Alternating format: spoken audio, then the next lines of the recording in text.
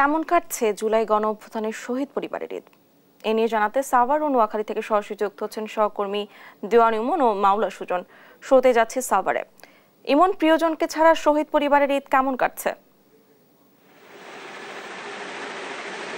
ডানা, আপনাকে ধন্যবাদ। আমি এই মুহূর্তে রয়েছি সাভারের শহীদ শ্রাবণ গাজীর বাসাতে, এবং প্রতি বছর যে বাড়িটি আনন্দে ভরে থাকে এবছর কিন্তু সেই বাড়ির চিত্রটা অনেকটাই ভিন্ন। এই বাসাটা কিন্তু এবার ছেয়ে গেছে বিষাদে, তবে সেখানে কিছুটা হলেও সান্ত্বনা। যারা শ্রাবণ গাজীর বন্ধু রয়েছেন তারা কিন্তু ইতিমধ্যেই পরিবারের সাথে এসে ঈদটাকে ভাগাভাগি করে নিচ্ছেন। আমরা একটু দেখাতে চাই যে এখানে শ্রাবণ গাজীর বন্ধুরা রয়েছেন, তার বাবা রয়েছেন। আমরা কথা বলছিলাম, তারা কিন্তু এই যে অন্যান্য বছর যে ঈদে যেভাবে আনন্দ করতেন বন্ধুদের সাথে শ্রাবণ গাজী, সেই বিষয়গুলোই কিন্তু এতক্ষণ আমরা আলোচনা করছিলাম। আমরা একটু শুরুতেই শ্রাবণ গাজীর একজন বন্ধুর কাছে যাব, যে অন্যান্য বছর কিভাবে তারা বন্ধুরা আনন্দ করতেন সেই বিষয়টি জানার জন্য। জি, শ্রাবণ গাজীর সাথে আপনার এর আগের ঈদগুলো কেমন কাটতো? জি আলহামদুলিল্লাহ, আমাদের প্রত্যেক বছর ঈদ করা হতো। মোটামুটি না, আমাদের আর কি খুব ভালোভাবে ঈদ উদযাপন করতাম। গত বছর ও আর কি বাহিরে গেছিল পড়াশোনার ক্ষেত্রে, শুধুমাত্র ওই বছরটা আর কি আমরা একসাথে ঈদ করি নাই। তাছাড়া আমরা আগে সব সময় একসাথে ঈদ করেছি, একসাথে আমাদের ছোটবেলা থেকে একসাথে বড় হওয়া, একেবারে ছোটবেলা থেকেই। সেই ক্ষেত্রে আমরা সব সময় আর কি একসাথে বড় হয়েছি, একসাথে ঈদ করছি, ঈদের আনন্দগুলো ভাগাভাগি করে নিছি। আমি ওর বাসায় আসতাম, ও আমার বাসায় যাইতো, এইভাবে।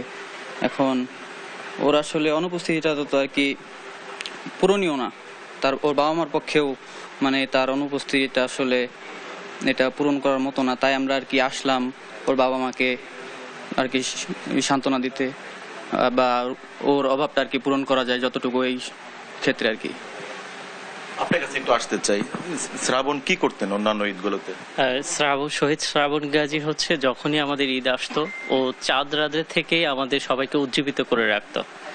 শহীদ শ্রাবণ গাজীর একটা ভালো দিক ছিল, ও সবার সাথে মিশতে পারতো এবং যে কোনো সিচুয়েশনে মানুষকে হাসাতে পারতো।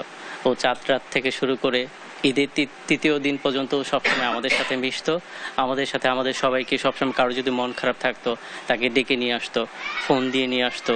কারো যদি দেখা যেত যে হচ্ছে কেউ একা একা ঈদ করতেছে, তাকে ডেকে নিয়ে এসে আমাদের সবাইকে সবসময় উজ্জীবিত করে রাখার চেষ্টা করতো। এবং ও এমন কেউ ছিল না যে যার সাথে ও মিশতে পারতো না। ছোট থেকে শুরু করে বড় সবার সাথে শ্রাবণ মিশে একসাথে চলতো। এই ঈদে আমরা শ্রাবণের অনুপস্থিতিটা খুব বেশি অনুভব করছি।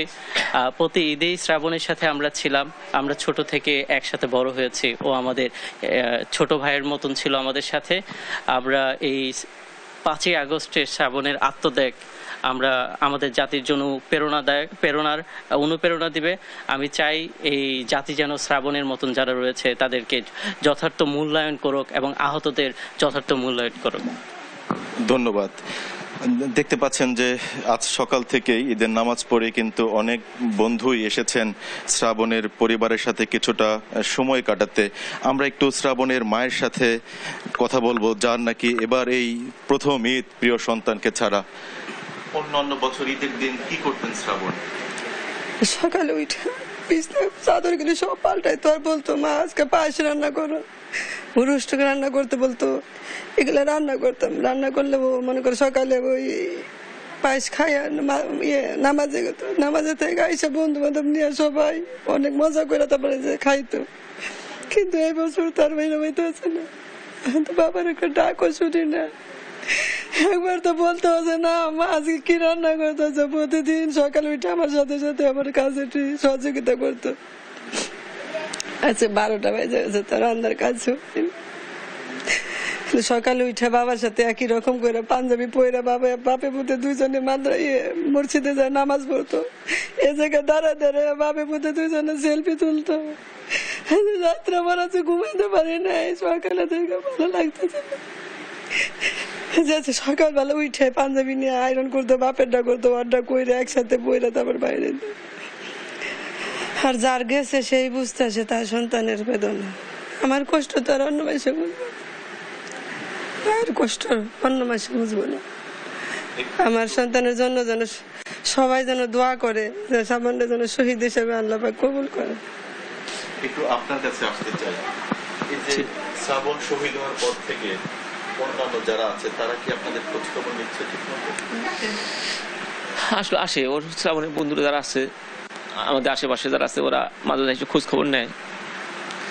তা আসলে আজকে আমি শ্রাবণকে খুব মিস করতেছি, কারণ সকাল বেলায় যখন পাঞ্জাবি পরে গেছি আমাকে কেউ বলে না তার পাঞ্জাবি পরো, আমরা একসাথে যাবো ঈদের মাঠে, সেরকম কেউ নাই। আমি আজকে সহ্য করতে পারতেছি না,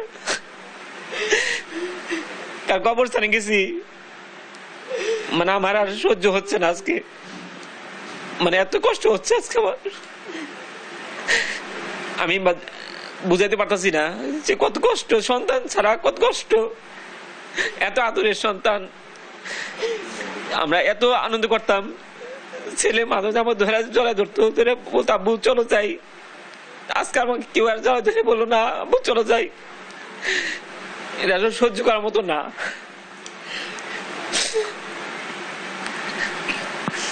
ডানা, যেমনটি শুনছিলেন যে সন্তানকে লেখাপড়ার জন্য বিদেশে পাঠিয়েছিলেন, জুলাই আগস্টের এই ম্যাসাকারে বন্ধুদের ডাকে সাড়া দিয়ে দেশে এসে শহীদ হয়েছিলেন শহীদ শ্রাবণ গাজী, এবং এটি তার পরিবারের প্রিয় সন্তানকে ছাড়া প্রথম ঈদ।